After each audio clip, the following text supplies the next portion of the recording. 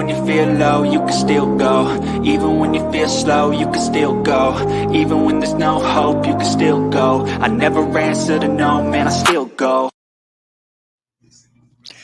And welcome, everyone, to Keep It in the Ring, live once again on this Thursday, October 3rd, 2024. I'm Rich Mancuso. Thank you for joining me live here on my YouTube channel, Rich Mancuso. Like, comment, and subscribe to my channel, as well as live on String Punk Entertainment. Subscribe there also, and like the Keep It in the Ring page and the AGT Network. An hour, fast-paced coming up. Combat sports as always. The boxing, the pro wrestling, a little MMA talk with Conor McGregor in the news again.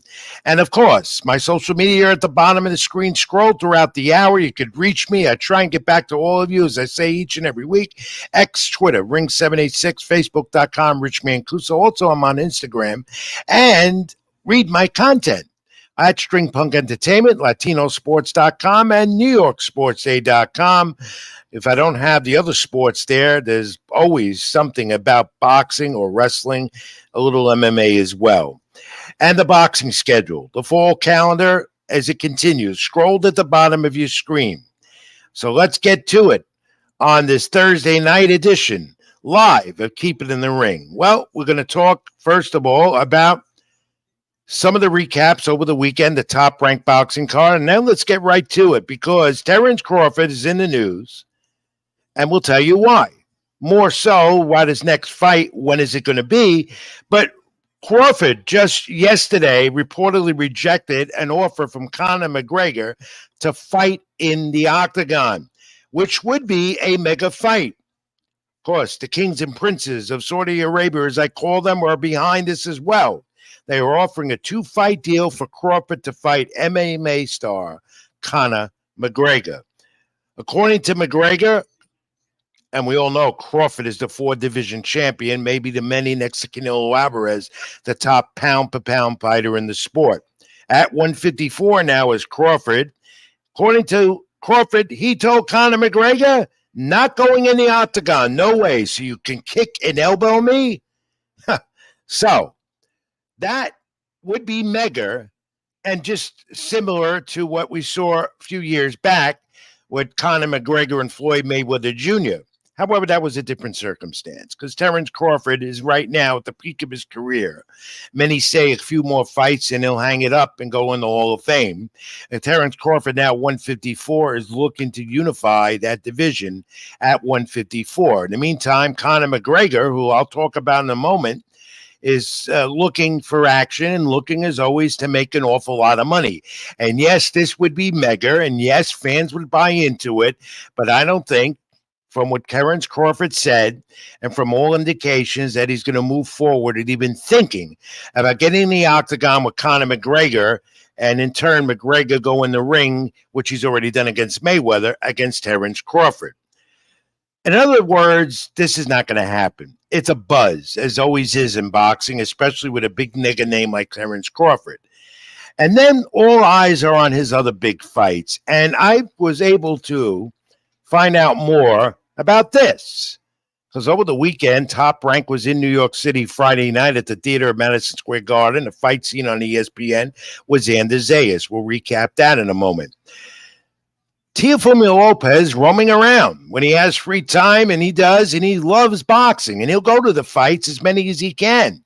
Used to be with Top Rank, but there he is. He was at ringside Friday night at the Garden. Here, the takeover at 135, trying to do it at 140 with all the belts. So Teofimo Lopez, finally, me and him were able to chat it up a bit, even with his dad, right, sitting in back of me. And I got to tell you, first time really that I had a moment with Teofimo Lopez one-on-one, just me and him, talking about the sport, the direction of the sport, and more so of his career. He a champion at one point, has one part of titles at 140, but this is what he's looking at. According to Teofimo and his father, they were flying out to L.A. just a couple of days ago, and they were trying to get it going with Teofimo Lopez, Terence Crawford fight on the horizon. No near close to that, nothing new about it, but out of Teofimo's mouth and out of his dad's mouth, we got to get busy. And the fight they want is Terrence Crawford. They were talking.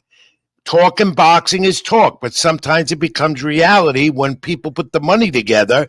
And most likely, if this ever did happen, the kings and princes of Saudi Arabia want Terrence Crawford. They want Teofimo Lopez. By all means, they'd have the money to do it. Teofimo's dad said to me, we want Crawford. He needs to get Teofimo, his dad said, that instinct back in the gym and get that hunger back. And sure enough, a couple of days now, Teofimo's been back in the gym. He lives in L.A., he lives in Vegas, lives down in Florida. He's a wealthy young man. He deserves it. He's a world champion, and he's going to Hall of Fame one day or another. He will. In the meantime, the specifics of this is Crawford, Teofimo Lopez, in discussion, from what I've been able to determine. Teofimo Lopez, many people, even I at times, have said he's bad for the sport. Sometimes he's too much in his mouth. Sometimes maybe jumping and taking a little much more to chew. But I sensed a different Teofimo Lopez at the Garden Friday night. I sensed that boxing is his. He loves it more than I ever thought. We talked about the state of the sport, and he feels the Saudi Arabians, the kings and princes, as I call them, and what they're doing, that is all good for boxing. And if you want to make money, that's where you got to go. He talked about the state of the division at 140. I wanted to video him, put audio on this, wasn't able to do it. However, we did agree that he'll come on my program sooner than later, maybe as soon as next week. We'll see what his schedule and mine, we can get it together. But Teofimo said Saudi Arabia is a hotbed for the sport. We know that. And if he were to fight Terrence Crawford, that's where he'd want to do it, in Saudi Arabia. No doubt a mega fight. However, the other obstacle here is this.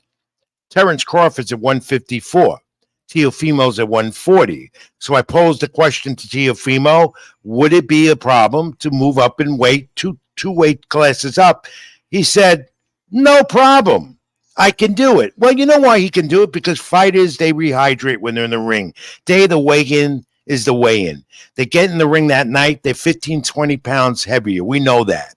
So Teofimo can easily go at 154 if he decided that's what he wants to do, and if Terrence Crawford really wants to do this. The problem I have with it, though, is when fighters go up in weight that fast, and this would be the case if it happened sometime in the next year, can Teofimo handle 154? He already has an issue with handling 140. We saw that. We saw Teofimo Lopez have an issue in his past few fights at 140, where he's decided now that that's the division he needs to take over. So going up to 154 could pose a question, could pose some issues. But according to Teofimo Lopez, he says he can handle it easily.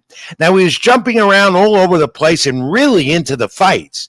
He really gets into the action more than I and many others at ringside would. He's from one end of the area to the other and reading on the fighters, including Xander Zayas, who he loves very much, who he admires and says he's going to be a great champion.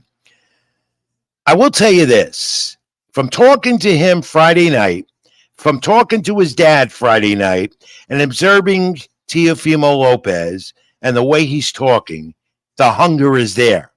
The question is, what's next as he attempts to still take over the most highly competitive division in boxing, junior welterweight, and 140.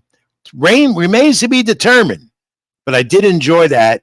Sitting down with him Friday night, a surprise, gave me a lot of time. And hopefully on this program soon, it'll be me and Teofimo Lopez. All right. Also at the Top Rank card, where everyone comes out, Top Rank draws fighters to come in to watch their fights no matter where they are, in the States or in Saudi, wherever they fight, they come. And the heavyweight, Zhang, he was there. So, I wanted to meet him. I really did. And I'm amazed at his height. He is huge. He's as big as Tyson Fury. The heavyweight from China is still in the heavyweight title mix. And he was able to get into that mix by stopping Deontay Wilder in June, and that's how he did it. He did lose to Joseph Parker, but Zhang is back in the heavyweight title mix now. He and I talked, and I'm going to show a couple of comments to you about Daniel Dubois upsetting Anthony Joshua a few weeks back, and also what he thinks is next for him, and in the state of this heavyweight division that right now Daniel Dubois seems to have with Usyk and Fury fighting in their rematch December 21st. So, Scott, let's roll it. Here is Zhang. Dubois, what he did to Joshua, were you surprised? 当时震惊吗？看到杜波这样的表现？当时在赛前我预测的是杜波能够战胜约书亚，但是没想到第一回合就把约书亚击倒了，然后也没有想到第5回合就终止了比赛，所以说对我感觉还是震惊蛮大的。现在杜波的势头正在上，很强劲一个势头。Well, I was a little bit surprised, but I expected Dubois to win, but I never expected him to knock down Joshua in the first round and finish the job in 5. So he's definitely a great fighter. He's on the surge. And I really respect his performance. Where does that put you now in the whole heavyweight title picture? 现在你在追求这个腰带的路上，大概在一个什么样的位置？基本上很快，因为我现在也基本上站在金字塔上打天，然后。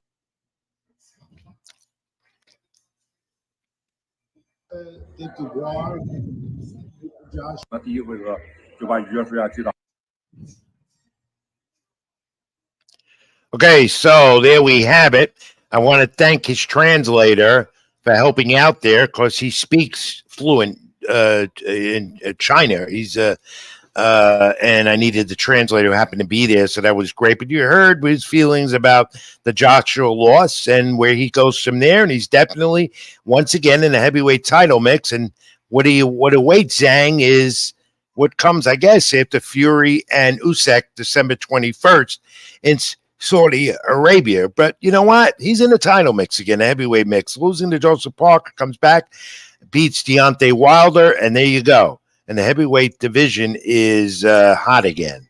But again, we wait for December 21st, a rematch for Usyk and Fury. And believe it or not, that's only 2-3 months away. All right, Zay. Caden, thank you. Would Crawford be the hardest challenge that Lopez could face in his career? Well, no doubt about it, because, this is going to be a guy coming in, Teofimo Lopez, that'll be hungry. And many say that, of course, Lopez, again, as I said, Caden, going up in weight could be difficult for him to go up 2 weight classes. But Terrence Crawford has not been busy enough also, and his first fight at 154 wasn't that Terrence Crawford style that he had at 147. So it'll be interesting if that fight does ever come off. I think right now it's just buzz and talk, but you never know around the Teofimo Lopez camp. Thank you, Caden, for your comment. I'd like all of you to comment as well. Also subscribe to my YouTube channel, Rich Mancuso, Keep It in the Ring, and Extreme Punk Entertainment as well. All right. On that top-ranked card, televised on ESPN, another good one. You saw this, junior middleweight Xander Zayas, the guy that's always in back of me every week there in the highlights and the lights to my right. Xander Zayas with a commanding win again, back-to-back now at the Garden in June and Friday night at the theater. Let's take a look at some of the video of one of the rounds.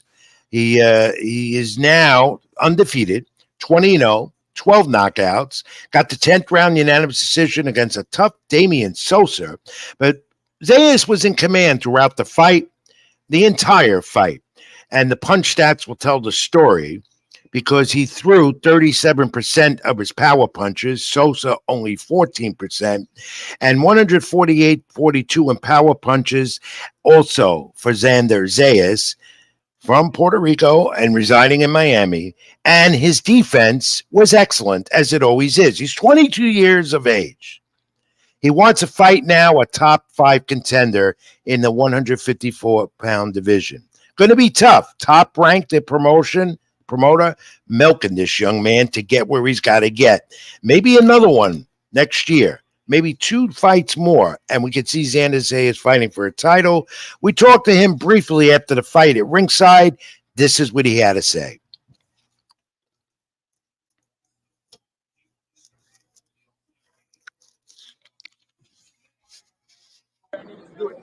Yeah, you won all the rounds on all 3 scorecards. Yes. Was you a little bit disappointed you didn't get the knockout? Or you? No, never. I never saw the opportunity. I never thought he was completely hurt. So I did what I had to do. I boxed my way to victory. 10 rounds, shutout victory. He didn't win no rounds, so I'm very, very pleased with my performance. How could you not be pleased? It was a total shutout in front of an almost capacity crowd at the theater of Madison Square Garden. Xander Zayas has a great following, not only here, but in Puerto Rico.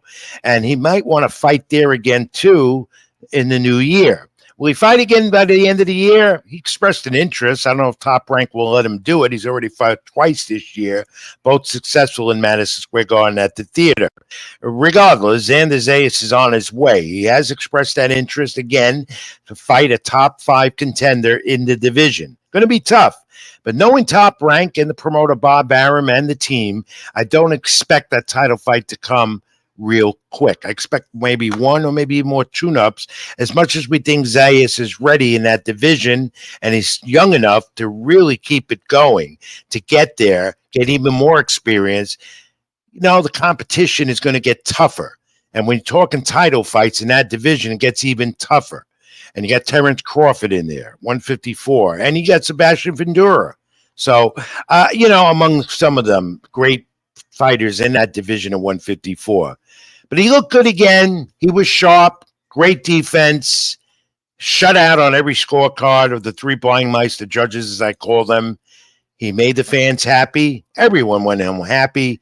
Zayas also will be back in the Garden. And knowing the Top Rank National Puerto Rican Day Parade, the eve of it again in June, guarantee he'll be there. But maybe now, not in the theater, but in the big arena before 20,000 fans instead of 5,000. He's on his way if he's not already there. Congratulations, Xander Zayas. You've moved on again. Now, the main event was a build-up. Female title fight in the women's welterweight division. Sandy Ryan, who was attacked before the fight coming to Madison Square Garden from a hotel room, someone sprayed red paint all over her. And now there's a lawsuit going on to determine who did this and why to her. No one really knows the specifics behind it. But Sandy Ryan lost her title. She's asking for a rematch after her WBO welterweight title loss to Michaela Meyer. The punch stats tell the story here also. 1 punch advantage. Total punches 186 to 185. The judges had it 95-95, 97-95, 96-94. This was a good main event, and it was a good women's title fight at the theater Friday night at Madison Square Garden. The specifics again, what happened to Sandy Ryan? Her and Mayer had a rivalry going, and yet she feels now it has to be a rematch. But there might be a lawsuit once they find out who threw this red paint over her as she left the hotel room just 2 blocks away from the Garden. Who knows? We do know that the female division again was on in the spotlight Friday night, and Sandy Ryan is asking for the rematch with Mayer. People at Top Rank have said that could happen, and again, it'll be in the Garden. Good female fight, good women's action there. Action throughout, but Ryan dethroned of her title. Top Rank card, if you saw it on ESPN with everything else going on Friday night, the undefeated featherweight, ranked Shushu Carrington out of Brooklyn, New York, remained undefeated, 13-0, 8 KOs over Sullivan, Selena, and super featherweight, and he's coming up fast. Vito Micheletti continues to be a rising star in the sport on the Top Rank, the banner. 20-1, 12 knockouts. He had no problem with a majority decision and moves on again. And junior welterweight Elvis Rodriguez out of the Dominican Republic 17-1-1, 10-round, majority decision, and that was a good fight. All right, Kofi Plant. If I had paint thrown at me, I would be like, okay, cool, but that would not take me away from my game plan. I agree.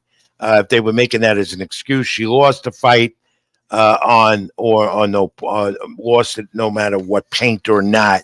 Could agree with that. Good point, Plant. Thank you for bringing in that comment to us. What's the program every week here on Keep It in the Ring without talking about Ryan Garcia? But first, let's get to Oscar De La Hoya, who's ranting and raving. He had a tweet on X, and he's telling fighters, in particular, he's telling Devin Haney, Ryan Garcia is his fighter who's under suspension. Look at this. He's refuting claims, saying that he fails to pay fighters. Now, I don't know what's behind all this. It's been building up, but Oscar De La Hoya has had it. And he's trying to tell fighters, you get paid. Just read that. Any suggestion to the contrary is simply false. If the Henneys, being Devin Haney and his dad and his team, are still having trouble understanding their contract, we'll be happy to talk to them about it. In other words, Devin Haney said it still hasn't been paid his full purse. Oscar De La Hoya is not that type of promoter. You know why I say that, folks? Because he's been there. Hall of Fame promoter, Hall of Famer, champion. He's been there. He's been there with promoters, in particular with Top Rank. He knows the business. That's why he's doing what he's doing. Now, I don't know the specifics. Not many do, as to why Devin Haney and his team and his dad, Bill, trying to reach out, can't get a response as to why they're saying Oscar De La Hoya did not pay in full Devin Haney off that April 1st fight at Barclays Center in Brooklyn, New York, where Haney lost, but then got the win because Garcia, of course, suspended for steroids. So I don't know what that's all about, but I will tell you that as much as Oscar De La Hoya can be controversial, he's fair to all of his fighters. I've seen it because I know some of the fighters in the Golden Boy Promotions camp. And you know what? Fighters who are great, and they're great to be around. I love talking to them and whenever I get a chance and opportunity. To me, they're the best athletes in the world and make the sport what it is, or we don't talk or write about them, right? And I've been around promoters in this sport for almost 42 years, from the smallest to the largest. Don King, and one of them, who was always accused of not taking care and paying his fighters. Fighters tend to do this. As much as I love them, a lot of them like to complain. There's always something they have to complain about. Now, Oscar De La Hoya is a stand-up guy. As much as some would say not, he is good for the sport. He promotes fighters well. He keeps them busy. He advocates for the sport to make fights for you, the fans. He keeps his fighters busy. But when Devin Haney's saying he didn't get paid and we can't get an appropriate response from his side, you wonder who's talking here. What's going on? I refuse to believe that. Maybe he wasn't paid in full yet from whatever residuals were coming out of this fight, including the pay-per-view revenue. Story to follow, but Oscar De La Hoya is on his rant right now, my friends. But this guy's always saying something. We'll get back to Ryan Garcia again. Speaking of Devin Haney, he's suing Ryan Garcia. He's suing him because he said taking steroids included battery and fraud, and it was unjust what happened to him in the ring in April 1st at Barclays Center in Brooklyn. So Devin Haney has pursued a lawsuit against Ryan Garcia. He's going after Eddie Hearn as well. Says he's a hater. That also coming more so from Ryan Garcia during his tweets. Here you go. Here's the latest. It's just unbelievable what goes on in boxing with these guys. They have nothing else better to do but to attack each other instead of everyone being together on the same page. We're far from that Haney Garcia fight in April, and yet we still talk about it because Ryan Garcia is suspended, and Ryan Garcia caused this. He was nailed red-handed taking illegal steroids in his fight with Devin Haney. He came in overweight. Wasn't for the title no more. You know the whole story. I don't have to chronicle it again and again. But Ryan Garcia now is at war again with Devin Haney about this lawsuit. And he's also saying that Eddie Hearn is a hater, the promoter of Matchroom. As Devin Haney saying the same thing. Haney and the Haney team and his dad and Eddie Hearn are always going at it. And yet, Eddie Hearn helped get Devin Haney that fight with Ryan Garcia and Golden Boy and Oscar De La Hoya. You know, if it weren't for De La Hoya and Hearn, there's no fight with the sanctioning groups of alphabetical soup organizations.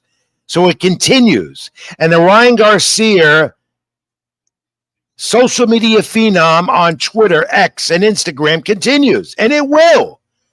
As Garcia takes a little nap from it and then goes right back hard and strong. And there's your latest, my friends. What do you think? Comment. Let me know.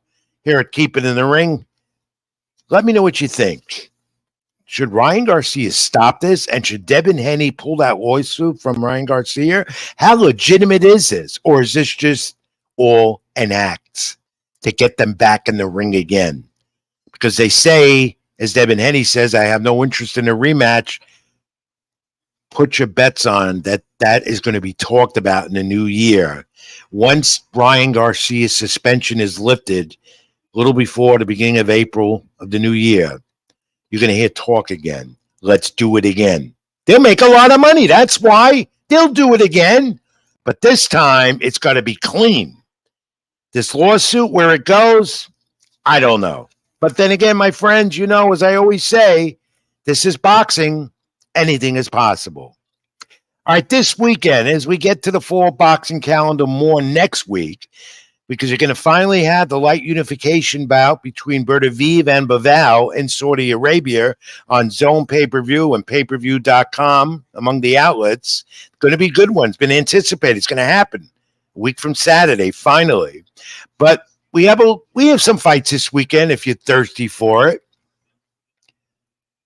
WBO featherweight champ Nick Ball, his first defense Saturday night in Liverpool, England, versus Ronnie Rios. That's going to be seen on ESPN Plus. And, of course, Ball defeated Raymond Ford for the title, split decision.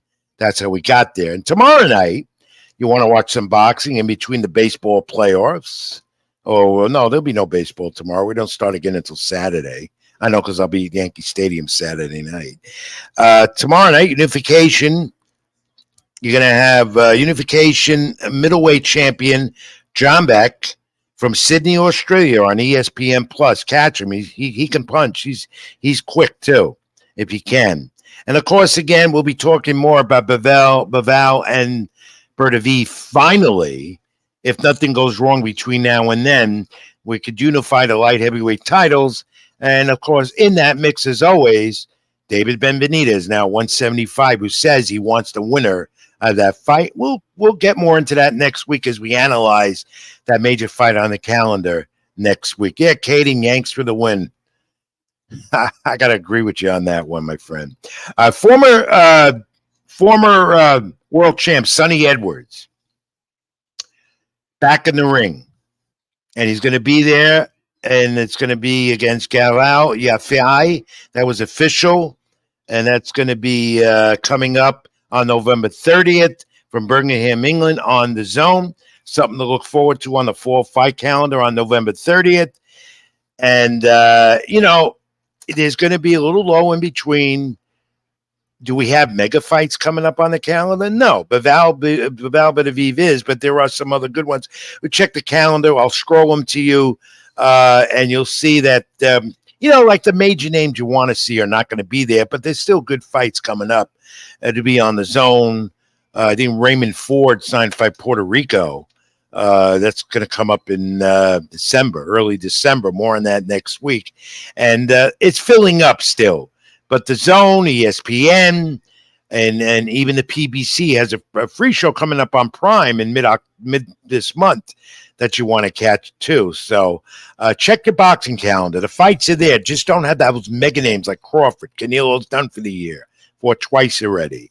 And David Benavidez, I think he's going to be on. He's fighting by the end of the year as well. So we'll keep you posted.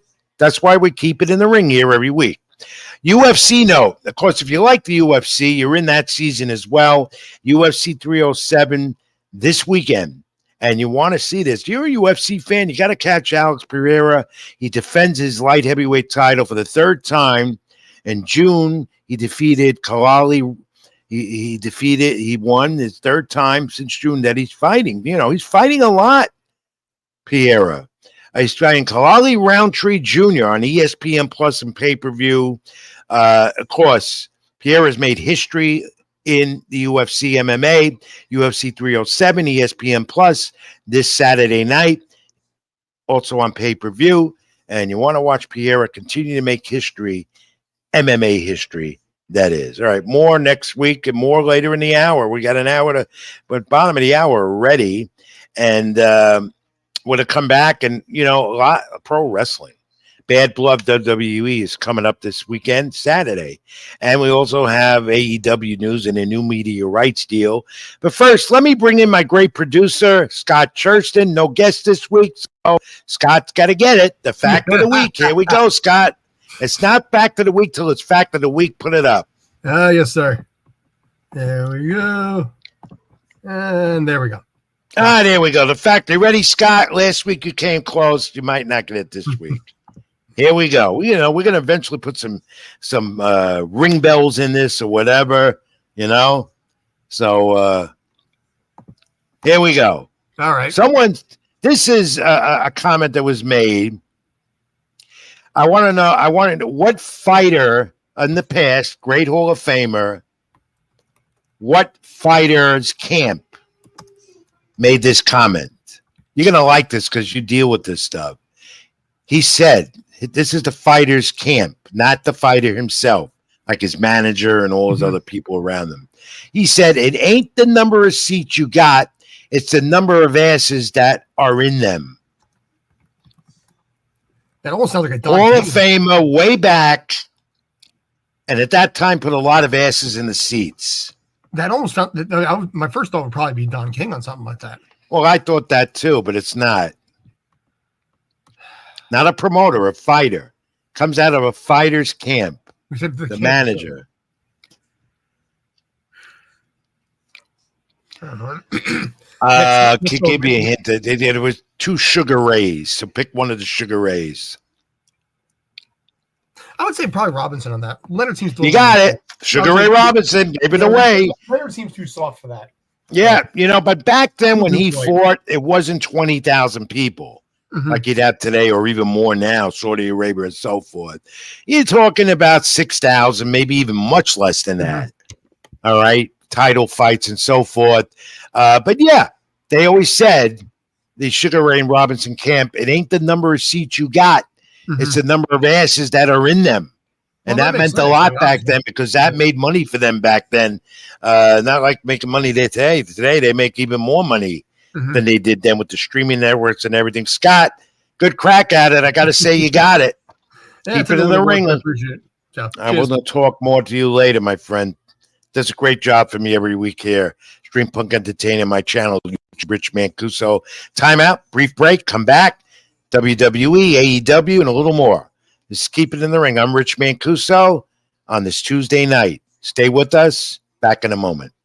Even when you feel low, you can still go. Even when you feel slow, you can still go. Even when there's no hope, you can still go. I never answer to no, man, I still go.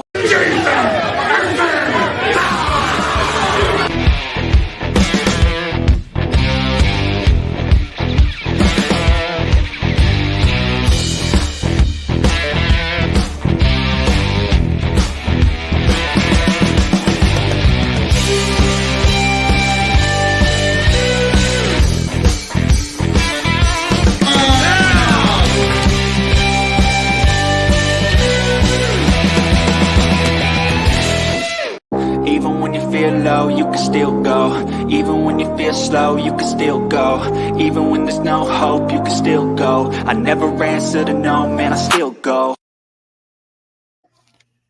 Welcome back, folks. Thanks for being with me live.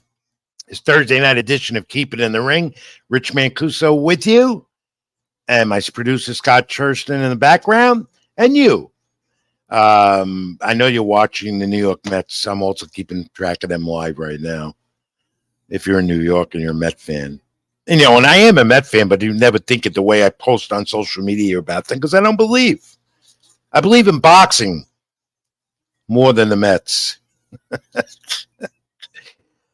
Just kidding. Okay. Well, first half hour over, and now we go into no guests this week. We're trying to line them up for you.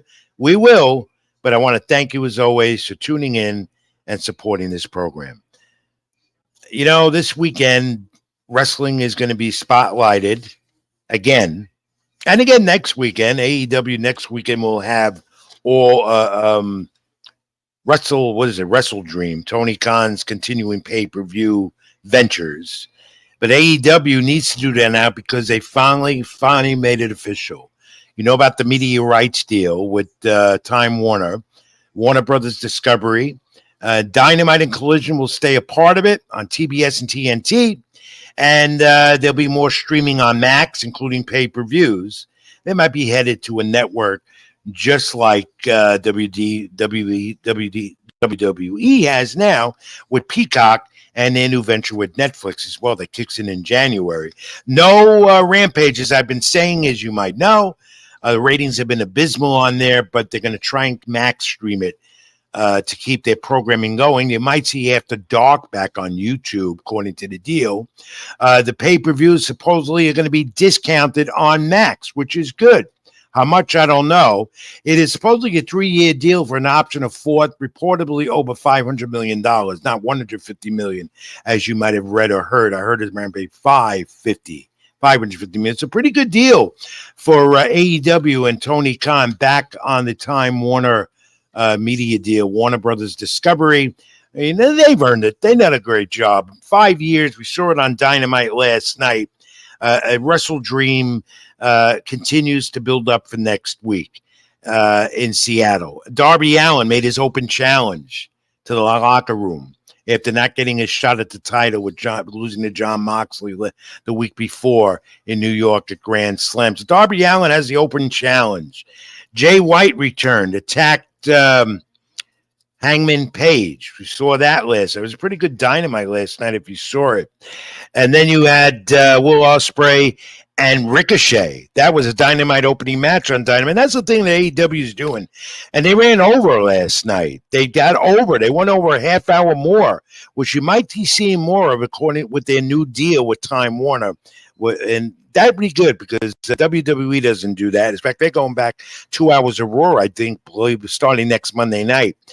An MVP in AEW now with Shelton Benjamin. He may get Mercedes Moné.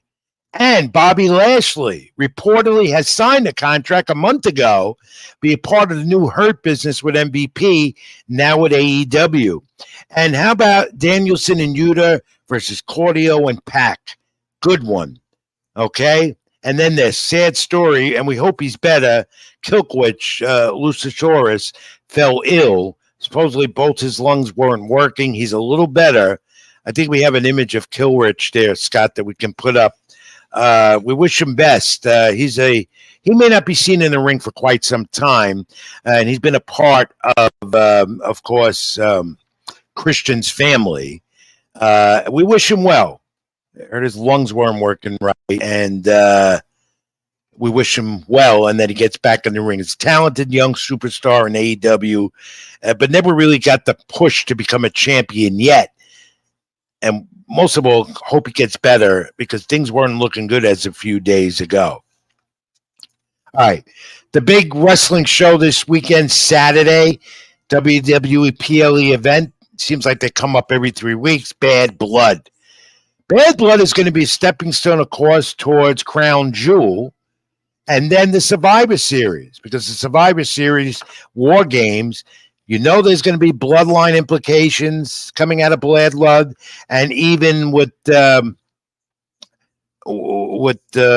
faction of Damien, the Judgment Day rival faction there. So, I look for a very interesting Bad Blood. 5 matches Saturday. That's all they're doing. 5. They'll give you a lot of pre-show before on Peacock. Then they'll get into the action and a lot of post-show on Peacock afterwards. But, this is going to be, I think, an interesting early October PLE event for WWE. And on Monday Night Raw, Monday night, you're going to see this. Gunther and Sami Zayn again, which I don't agree with. This feud's got to end, and I think it will. We have an image of Gunther and Sami Zayn posted up for Monday night. And we also could show you that Braun Breaker and Gunther could be next based on what we saw on Monday Night Raw. And indeed, that is the report. Braun Breaker, as I'll tell you in a moment, as you know, because wrestling fans know more than me and they're always ahead of the game. Breaker's turning good, but it looks like you're going to have these two because it finally Breaker and Gunther met. And so that's coming. And Triple H is getting the stone set for the next few months in WWE as they end the year. But this was more so as to why. And when you see this in wrestling, my friends, you know that a turn is coming. Breaker shakes the hand of Jey Uso at the end of their match, at the end of Jey Uso celebration Monday night on Raw. And this is usually the prelude to what happens to a wrestler turning what they call babyface from a heel. And there it is, the nice handshake. Nothing happened after that. And then Breaker meets Gunther to show he's the good guy now. And he's going to eye for the world title as Jimmy Uso has another title, okay, and one that he well deserved. But this also, that caught me by surprise, but you could see it was happening. The Miz and R-Truth have been having issues, and so the Miz is now turned on R-Truth and is now becoming heel again, where I think he's better fit. What do you think? The Miz is so much better working as a heel than he is as a baby face. R-Truth, as much as he's entertaining and all, can be annoying. Of course, they held the tag team titles as baby faces, and now you could see Truth and Miz are probably going to have a war going on with each other. Miz turning heel. Xavier Woods, New Day, that's coming. It's been building. And now it looks like it's going to happen in the next couple of weeks. Maybe Monday Night Raw coming up Monday. Xavier Woods, as you'll see, as you saw, in a match, took the mask off of Rey Mysterio in the middle of the ring. There it was on Monday Night Raw.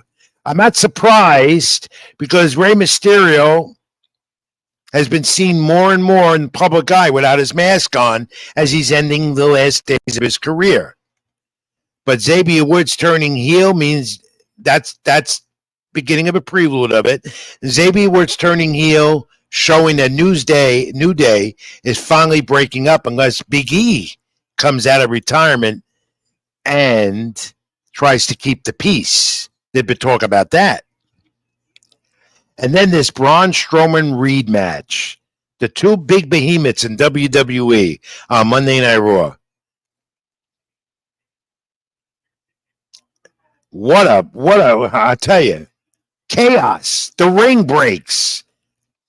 Propped, obviously, to break because the two guys are too big enough to keep that ring afloat. Take a look at these images. Man, oh man, was that something to see? The ring broke and body scattered all over the ring. Of course, Breaker and Strong, two of the biggest men in WWE. And up to that point, it was a brawl and a pretty darn good match that you want to see. But then the ring fell apart. And Scott put this image up because Seth Rollins made his entrance and his return. Of course, it was Reed that put Seth out of action. Seth took some time off to continually heal from his injuries. And Seth Rollins now will get into it again with Reed. As Strowman might have been hurt. And there's talk that he might be hurt again with a bad groin injury out of that match. and might be out of action again. Boy, is he injury prone like a ball player. But it's the return of Seth freaking Rollins. I love it. He's my favorite. And him and Breaker, he'll be going for revenge. But what a match Monday night when the ring fell apart. I'd like to know your thoughts on that. Should WWE be doing more of that?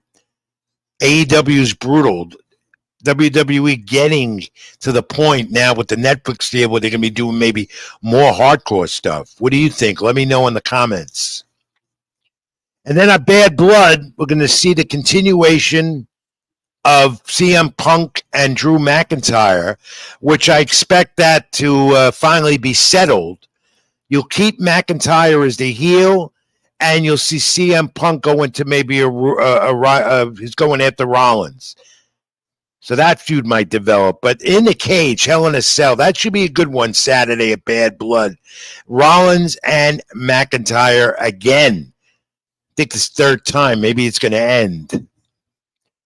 And then we have Dom Mysterio, Liv Morgan, Rhea Ripley. And Dom going to be above the ring again in the Shark Tank. The result here, I think in the end, Dom's going to try and get his fingers into this again, his hands into it, not going to succeed. I think Rhea Ripley, who got the title taken away from her by that Liv Morgan, Rhea Ripley somehow is going to come out, become women's champion again on Saturday. But Dirty Dom gets involved.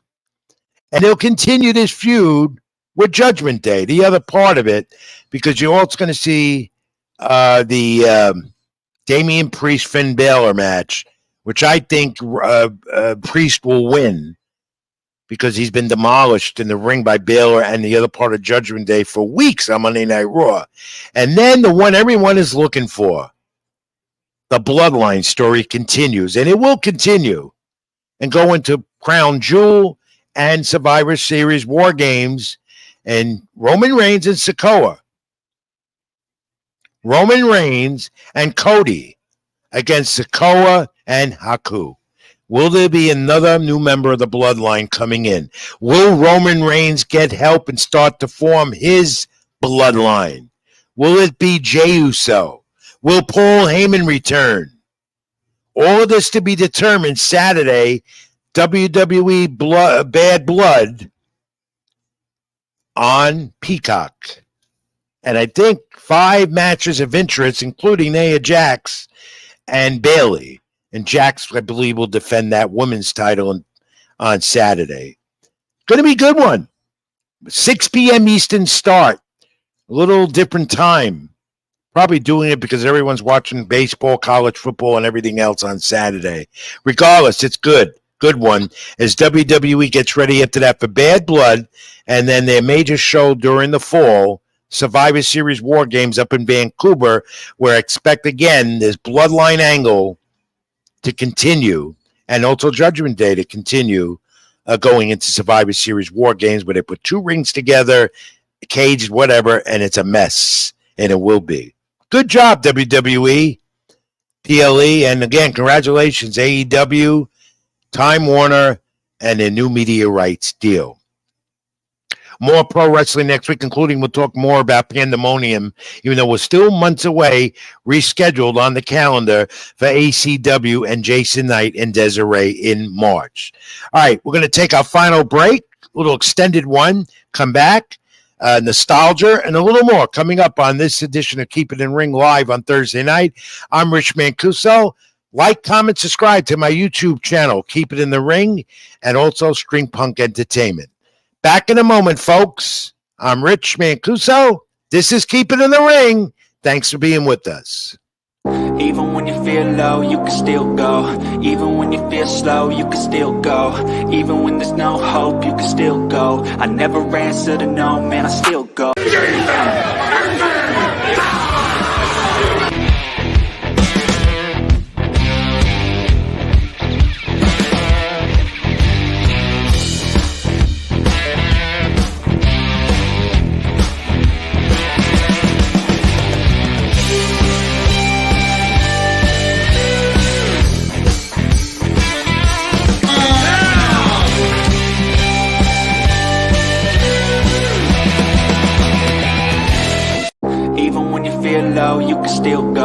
Even when you feel slow, you can still go.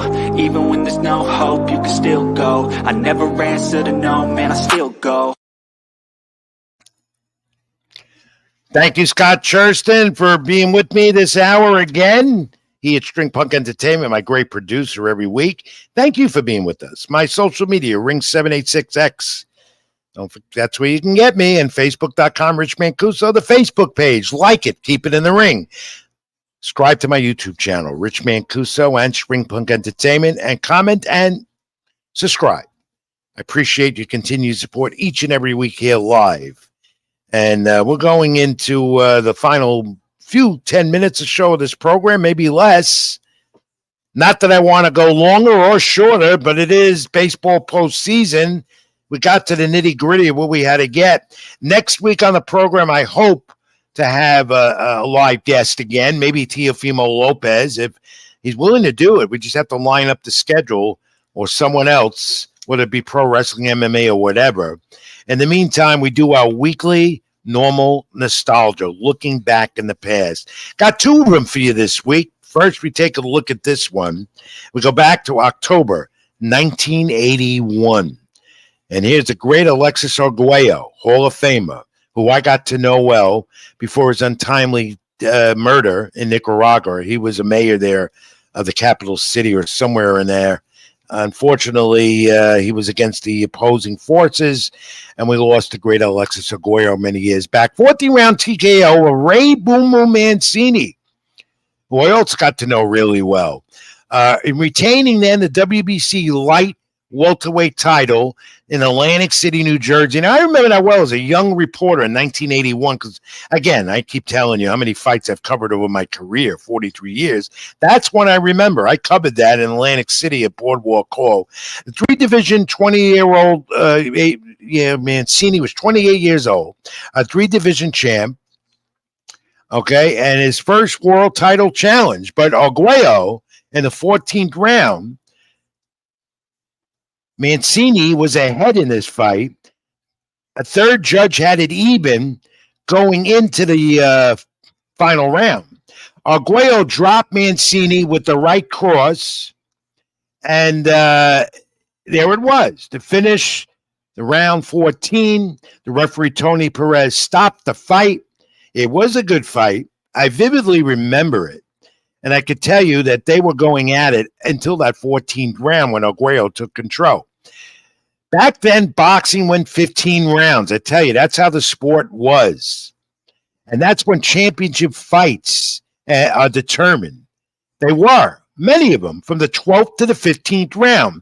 And of course, you know the history, what's happened. And Mancini and Dim Kuk Koo, many years back in the early 80s, when Mancini and Koo and Do Kuk Kim unfortunately lost his life in the ring during a fight with Mancini, which Boom Boom Mancini has never forgotten what happened. Okay, it wasn't his fault. It's a brutal sport. We know that. But after that, then the medical protocols and boxing safety got more strict. You no longer had a referee as a judge at ring judging fights, so he could focus more on what was going on in the middle of the ring, and he could pay attention if there were any medical concerns for each fighter. You didn't have 12-round fights no more, 15-round fights no more, because to them that was a safety issue. That being the boxing world, the sanctioning organizations, and the various medical authorities around the world that looked at this sport as still being dangerous. And my friends, it is a dangerous sport. But this fight was scheduled for 15, as many championship fights were. And I've said this more than once, as you talk to fighters from the past, and even now, many fights can't be determined by 12 rounds. Many times it has to go 15, and that's where the term championship rounds are set, because they were from the 12th to the final 15th round. And I don't think we'll ever get back to that era where you're going to see 15-round championship fights. And that's too bad, because you have many of the decisions that are not determined after 12 rounds, which result in the controversy of 12-round fights can go either way, or the judges at ringside that I call three blind mice calling it the wrong way. 3 more rounds, does it harm a fighter? Does it make a difference? Do you want 15-round fights again? Interested to see what you think. Let me know. Comment. Let me know here on my YouTube channel, Rich Mancuso, on the program. But I could tell you this. 12-round fights, championship fights, and 12 rounds non-title fights, that's going to be the limit. They are not looking to change and go back to the past as it was with Arguello and Mancini back in 1981. And back on October 4th, this week, we look back at a fight with the late Diego Corrales, who became a friend, Joel Casamayor. 6-round KO. Diego Corrales in Las Vegas. That, the first of their 3 matches. Corrales was down in round 3. This at 130 pounds. It was stopped after round 6. Cuts inside Diego Corrales' mouth. He would tell me that was a fight he would never forget. He told me that all the time. In the result, Casamayor won the vacant WBO super featherweight title, split decision. Again, in a rematch they had 5 months later, they did have one. Casamayor split decision WBC lightweight title. That happened in their 3rd match in 2006. So Casamayor and Corrales had some great fights back then. And, of course, if you go into boxing history, many great fights have made this sport so enriched and great as it is. Why we talk about these great fights, because they're a part of boxing history that continued with those great eras that even went back as far as the 1920s, 1940s and 50s, the 60s, the 70s, the 80s, Hagel, Hearns, Duran, Leonard, and more. What an era that was. And then you had these fights of recent vintage. Again, 81, Arguello Mancini and Casamayor and Diego Corrales. And Diego Corrales, the late great friend of mine, champion, he had epic battles. And I'm never going to forget, and we'll bring it up every time the anniversary comes up in May every year, of his great first fight with Castillo. And how the mouthpiece dropped in the 10th round, which was epic, and Diego won the title. Never forget that. One of the top 3 fights to me in boxing history. And many will say the same. So that's a look at boxing history this week. Nostalgia. I hope you like it. And we'll do more of it next week as we do every week. And finally, we lost a legend, not only in the baseball world, but in pro wrestling. Pete Rose unexpectedly passed away during the week. Met him a couple of times and met him at the ballpark, not at a pro wrestling event, where he was very popular as well. Part of WWF WrestleManias and in the WWF Hall of Fame. One thing we could say is this. Pete Rose might have been implicated, banned from baseball, not in the Baseball Hall of Fame, but he does have a Hall of Fame distinction to him. WWF Hall of Fame. They put him in, yet the Baseball Hall of Fame still denies Pete Rose what he deserves. The all-time hits leader in Major League Baseball, who I grew up watching, later got to know a little bit by interviewing him in the ballparks, on the field, in the press box, wherever he was. He deserved to be, and still deserves to be, in the Baseball Hall of Fame, because they said gambling, as he admitted that he did on his own team and whatever. Well, my friends, take a look at where we are today with sports, boxing as well, very big in it, and baseball. Gambling is a big part of professional sports. Yet Pete Rose was denied to be in the Baseball Hall of Fame. Too bad they haven't changed that decision, and maybe they will, but a little too late because he's passed on. Rest in peace, Pete Rose. Your Hall of Fame, I believe, induction will come. And if it's not, doesn't come in baseball, we know this. You're a Hall of Famer to those in pro wrestling, including, which was then the WWF. My friends, that's it for the week. Thank you for watching. Hope I I was able to give you some info and some analysis, as we always do here on Keep It in the Ring. My thanks again to Scott Church, my great producer at String Punk Entertainment. Like, subscribe to that channel and my channel on YouTube, Rich Mancuso, and the Keep It in the Ring page, as always. Next week, we try and line up a guest, and this weekend, some fights are on the calendar on ESPN. Catch them if you can. Next week, we'll go more into Beterbiev and Bivol, as the light heavyweight title unification bout is finally here from Saudi Arabia. We'll also see where David Benvenidez belongs in all this mix, and more, I guess, we're going to hear from Devin Haney's team and Ryan Garcia and even Oscar De La Hoya on what's going on with lawsuits and everything, as I discussed at the beginning of the program. So, until next week, as always, as I tell you, stay well, be good to each other, and God bless. And as always, you keep it in the ring. I'm Rich Mancuso. Thanks for watching. See you next week. Even when you feel low, you can still go. Even when you feel slow, you can still go. Even when there's no hope, you can still